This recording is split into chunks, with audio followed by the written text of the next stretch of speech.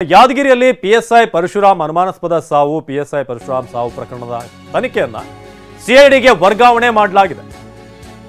PSI Parashuram ಸಾವಿನ ವಿಚಾರ ಏನಿದೆ, ಅನುಮಾನಾಸ್ಪದ ಸಾವು, ಈ ಒಂದು ಪ್ರಕರಣದ ತನಿಖೆ ಸಿಐಡಿಗೆ ವರ್ಗಾವಣೆ ಮಾಡಲಾಗಿದೆ. ಸಿಐಡಿ ತನಿಖೆಗೆ ವರ್ಗಾಯಿಸಿ ರಾಜ್ಯ ಸರ್ಕಾರದಿಂದ ಆದೇಶ. ಬಹಳ ಪ್ರಮುಖವಾಗಿ ಶಾಸಕರ ಮೇಲಿರುವಂತಹ ಆರೋಪ, ಪುತ್ರನ ಮೇಲಿರುವಂತಹ ಆರೋಪ, ಪತ್ನಿ ಕೊಟ್ಟಿರುವಂತಹ ಹೇಳಿಕೆ, ಇದೆಲ್ಲವನ್ನೂ ಕೂಡ ಗಮನಿಸ್ತಾ ಹೋದಾಗ ವಿಪಕ್ಷಗಳಿಗೆ, ಬಿಜೆಪಿಗೆ ಬಹಳ ದೊಡ್ಡ ಮಟ್ಟದ ಅಸ್ತ್ರ ಆಗಿದೆ ಇದು. ಆದರೆ ರಾಜ್ಯ ಸರ್ಕಾರದ ಈ ಸಿಐಡಿ ತನಿಖೆ ಆದೇಶ ಏನಿದೆ, ಇದನ್ನ ವಿಪಕ್ಷಗಳು ಹೇಗೆ ಒಪ್ತವೆ ಏನು ಅನ್ನೋದನ್ನ ಮುಂದಿನ ಹಂತದಲ್ಲಿ ಕಾದು ನೋಡಬೇಕಾಗುತ್ತೆ. ಆದರೆ ಸದ್ಯಕ್ಕೆ ಈ ಕ್ಷಣಕ್ಕೆ ಲಭ್ಯವಾಗ್ತಿರುವಂತಹ ಮಾಹಿತಿ, ಪಿಎಸ್ಐ ಪರಶುರಾಮ್ ಅನುಮಾನಾಸ್ಪದ ಸಾವು ಪ್ರಕರಣ ಏನಿದೆ, ಇದನ್ನು ಈಗ ಸಿಐಡಿಗೆ ವರ್ಗಾಯಿಸಲಾಗಿದೆ. ಪಿಎಸ್ಐ ಸಾವು ಪ್ರಕರಣದ ತನಿಖೆ ಸಿಐಡಿಯ ಮೂಲಕ ಈಗ ತನಿಖೆಗೆ ಒಳಗಾಗುತ್ತೆ. ಸೊ ಸಿಐಡಿ ತನಿಖೆಗೆ ವರ್ಗಾಯಿಸಿ ರಾಜ್ಯ ಸರ್ಕಾರ ಆದೇಶವನ್ನು ನೀಡಿದೆ. ಸೊ ಅವರ ಪತ್ನಿ ಕೊಟ್ಟಿರುವಂಥ ದೂರಿನ ಆಧಾರದ ಮೇಲೆ ಅವರ ಮೇಲೆ ಒತ್ತಡ ಇತ್ತು. ಈ ಟ್ರಾನ್ಸ್ಫರ್ ವಿಚಾರವಾಗಿ ಕೂಡ ಸಾಕಷ್ಟು ಚರ್ಚೆಗಳಾಗಿದ್ವು.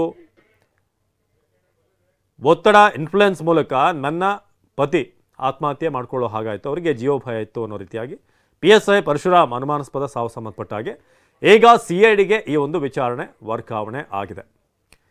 ಸೊ ಸ್ಥಳೀಯ ಶಾಸಕ ಚೆನ್ನಾರೆಡ್ಡಿ ವಿರುದ್ಧ ಗಂಭೀರವಾದಂಥ ಆರೋಪ ಕೇಳಿಬಂದಿತ್ತು. ಅವರ ಒಂದು ಒತ್ತಡ ಇತ್ತು, ಅವರ ಟಾರ್ಚರ್ ಇತ್ತು ಅಂತ ಪೋಸ್ಟಿಂಗ್ಗೆ ಲಕ್ಷ ಲಕ್ಷ ಹಣಕ್ಕೆ ಬೇಡಿಕೆ ಇಟ್ಟಂಥ ಆರೋಪ ಶಾಸಕರ ಮೇಲಿತ್ತು. ಕಳೆದ ವರ್ಷವಷ್ಟೇ 30 ಲಕ್ಷ ರೂಪಾಯಿ ಕೊಟ್ಟು ಪೋಸ್ಟಿಂಗ್ ಆಗಿದೆಯಾ ಅನ್ನೋ ಅನುಮಾನ ಕೂಡ ಇದೆ.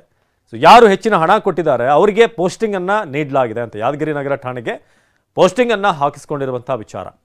MP ಚುನಾವಣೆ ಹಿನ್ನೆಲೆ 4 ತಿಂಗಳು ವರ್ಗಾವಣೆ ಆಗಿದ್ದು ಕೂಡ ಆಗಿತ್ತು. ಸೊ ಸ್ಥಳೀಯ ಶಾಸಕ ಚೆನ್ನಾರೆಡ್ಡಿ ವಿರುದ್ಧ ಈಗ ಗಂಭೀರ ಆರೋಪ ಕೇಳಿ ಬರ್ತಾ ಇದೆ. ಹಾಗಾಗಿ ಈಗ ಸಿಐಡಿ ತನಿಖೆಗೆ ವರ್ಗಾಯಿಸಿ ರಾಜ್ಯ ಸರ್ಕಾರ ಆದೇಶವನ್ನು ಹೊರಡಿಸಿದೆ. ಏನಾಗಿದೆ ಅಸಲಿ ವಿಚಾರದಲ್ಲಿ, ನಿಜಕ್ಕೂ ಪಿಎಸ್ಐ ಪರಶುರಾಮ್ ಸಾವಿನ ಹಿಂದೆ ಏನಿದೆ ಅನ್ನೋದು. ಕಿರಣ್ ಈ ಬಗ್ಗೆ ಹೆಚ್ಚಿನ ಮಾಹಿತಿಯನ್ನು ನೀಡ್ತಾರೆ. ಕಿರಣ್, ಈಗ ಪಿಎಸ್ಐ ಪರಶುರಾಮ್ ಕೇಸ್ ಏನಿದೆ, ಅನುಮಾನಾಸ್ಪದ ಸಾವಿನ ಕೇಸ್ ಸಿಐಡಿಗೆ ವರ್ಗಾಯಿಸಿರೋದು, ಸದ್ಯದ ಅಪ್ಡೇಟ್ ಏನಿದೆ ಅಂತ ಈ ವಿಚಾರಕ್ಕೆ ಸಂಬಂಧಪಟ್ಟ ಹಾಗೆ?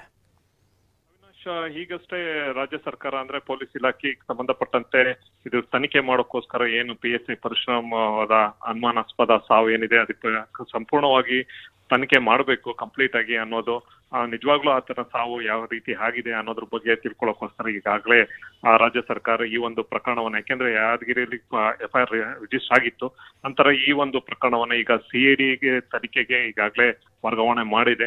ಮುಖ್ಯವಾಗಿ ಯಾಕೆಂದ್ರೆ ನಿನ್ನೆ ಮಧ್ಯಾಹ್ನ ಅವರು ಊಟ ಮಾಡಿ ಪರಶುರಾಮ್ ಮಲ್ಕೊಂಡಿದ್ರು. ನಂತರ ಸಂಜೆ ಅಷ್ಟೊತ್ತಿಗೆ ಆತ ಎಷ್ಟೊತ್ತಾದ್ರೂ ಇದ್ದಳಿಲ್ಲ ಅಂತ ಅವರ ಮನೆಯವರು ನೋಡಿದಾಗ ಆತ ಉಸಿರಾಡ್ತಾ ಇರ್ಲಿಲ್ಲ. ತಕ್ಷಣ ಈಗ ಸಂಬಂಧಪಟ್ಟಂತೆ ಅಲ್ಲಿ ಆಸ್ಪತ್ರೆ ಕರ್ಕೊಂಡು ಹೋಗಿದ್ರೆ ಅಲ್ಲಿ ಅಷ್ಟೊತ್ತಿಗೆ ಆತನ ಸಾವು ಆಗಿತ್ತು ಅಂತ ತಿಳಿದು ಬಂದಿದೆ. ಈಗ ಮೇಲ್ನೋಟಕ್ಕೆ ಅದು ಹಾರ್ಟ್ ಅಟ್ಯಾಕ್, ಬ್ರೈನ್ ಹ್ಯಾಮರೇಜ್ ಏನೋ ಇರ್ಬೋದು, ಯಾಕೆಂದ್ರೆ ಪೋಸ್ಟ್ ಮಾರ್ಟಮ್ ಕೂಡ ಆಗಿದೆ. ಕೆಲವೊಂದಷ್ಟು ಇನ್ಫಾರ್ಮೇಶನ್ ಬೇಕಾಗಿದೆ. ಇನ್ನು ಉಳಿದಂತೆ ಈಗಾಗಲೇ ಕೇಸನ್ನ MLA ಮತ್ತೆ ಆತನ ಮಗನ ವಿರುದ್ಧ ಕೇಸ್ ರಿಜಿಸ್ಟರ್ ಆಗಿದೆ. ಈಗ ಮುಂದಿನ ಹಂತದಲ್ಲಿ ಸಿಐಡಿ ಪೊಲೀಸರು ಕಾರ್ಯಾರಂಭ ಮಾಡ್ತಾರೆ. ಅವಿನಾಶ್, ಧನ್ಯವಾದ ಕಿರಣ್.